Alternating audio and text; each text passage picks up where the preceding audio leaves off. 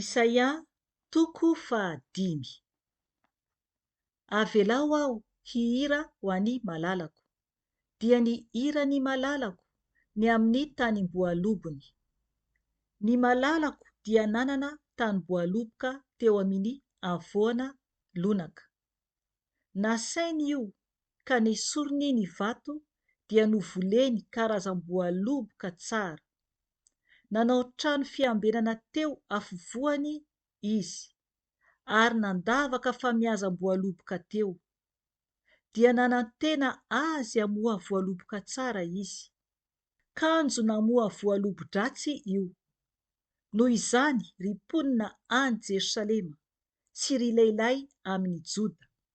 Miangavy anareo aho, tsarao ao sy ny tanimboaloboko. Inona moa no mbola azo natao tamin'ny tanimboaloboko ka tsy efa nataoko taminy? Koa raha nanantena azy hamoa voaloboka tsara aho, nahoana no namoa voalobo-dratsy izy? Koa ankehitriny, aoka ambarako anareo izay ataoko amin'ny tanimboaloboko. Esoriko ny fefitsilony, ka ho levonina izy. Harodako ny fefy vatony, ka ho voaitsakitsaka izy.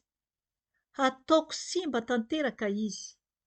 Tsy ho hetezana ny sampam-boalobony ary tsy ho hevohina izy.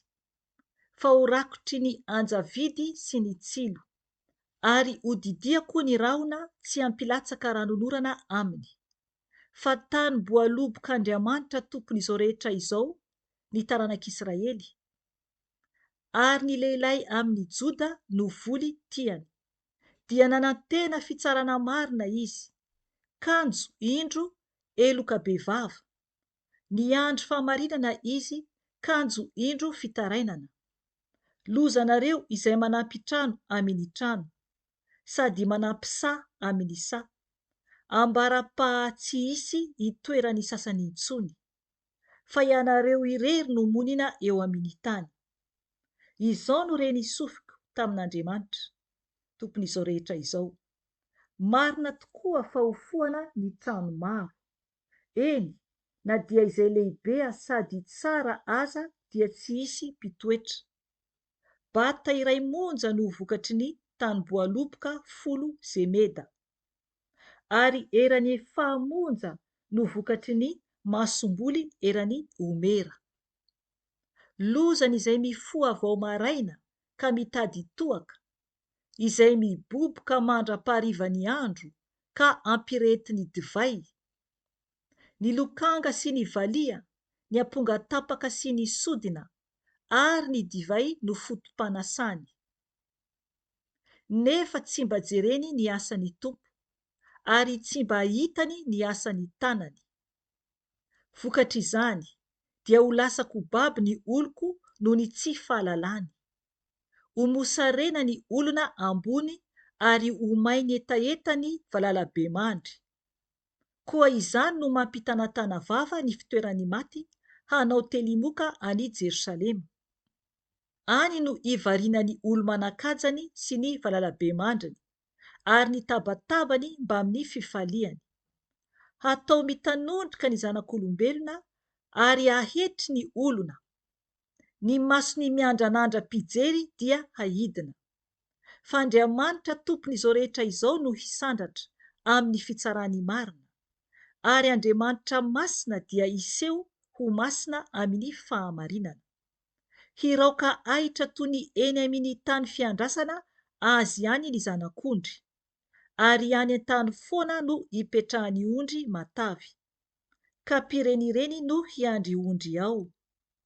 Lozany izay mitarikeloka amin'ny kofeny famitahana, ary mitarika ota toy ny amin'ny mahazaka tsarety, sady miteny hoe, aoka ho hafainganiny sy ho dodonany ny asany mba ho hitantsika, ary aoka anakaiky sy ho tanteraka izay kasainy iray masiny Israely ka ho fantatsika.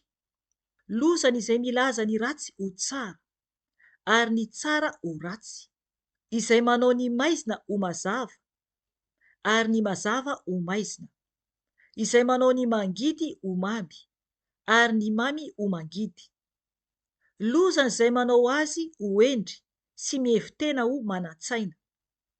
Lozany izay raindainy amin'ny fisotroany divay sy mahery amin'ny fampiaroaroana karazan-toaka. Manamarina ny meloka noho ny kolikoly izy, sady manala ny rariny amin'ny marina. Koa toy ny fandevon'ny lelafo ny mololo sy toy ny fialevonany bozaka midedadeda no hahalovan'ny fotony sy hijofoan'ny voniny tahaka ny vovoka. Satria efa nandà ny lalànan'Andriamanitra tompon'izao rehetra izao izy, sy nanamavo ny tenin'ny Iray Masiny Israely. Koa izany no irehetany fahatezerany Tompo amin'ny olony, sy anaingainy ny tanany aminy ka hamelezany azy. Dia miorooro ny tendrombohitra, ary ny fatin'ny olona dia tonga tahaka ny fako eny an-dalambe. Kanefa na eo aza izany rehetra izany, dia tsy mbola afaka ihany ny fahatezerany, fa mbola miainga ihany ny tanany. Hanangana faneva ho amin'ny firenena lavitra izy, sady hisiaka iantso firenena iray avy any am-parany tany. Ary indro avy aingana dia aingana izy, tsy hisy reraka na tafitohina aminy, tsy hisy horendremana na hatory, tsy hisy anana fehikibo miboraka na fehikapa tapaka. Maranitra ny zana-tsipikany, ary voahenjana avokoa ny tsipikany. Ny kitro-tsoavalony dia atao ho tahaka ny afo vato, ary ny kodiarany dia ho tahaka ny tadio. Ny fierony dia tahaka ny fieron'ny liom-bavy. Mierona tahaka ny liona tanora izy, eny, manerona izy, ka mandrapaka ny remby, lasany izany ka tsy azo alaina intsony.